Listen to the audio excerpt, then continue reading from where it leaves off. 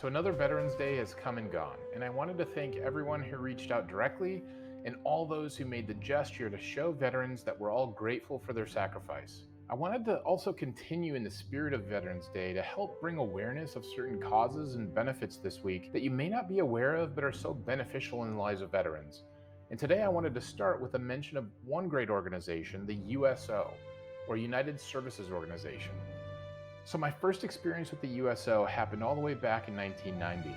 I finished my entrance processing in Minneapolis and arrived at the airport on my way to basic training at Fort Benning, Georgia. As is pretty typical with military commercial travel, I was transported to the airport way ahead of schedule. I think it was 6 or 7 hours wait until I caught my plane. I checked in at the ticket counter, and knowing my long wait, they suggested I check out the USO. I had no idea what that was at the time. So I made my way there and was greeted immediately by a friendly volunteer who asked if this was my first time there. Since it was, she offered a tour of the lounge and oriented me to the services they provided. From workstations to a living room for watching television, snacks and beverages to a nap room.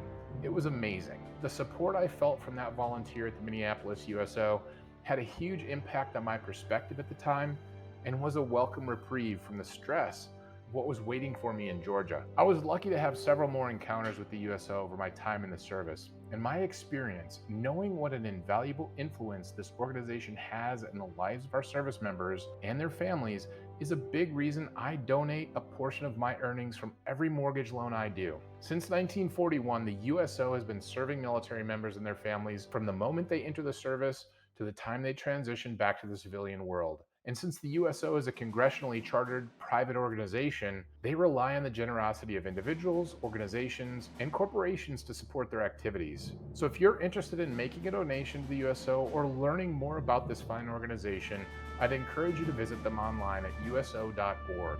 And thank you for joining me in supporting our veterans now and throughout the year.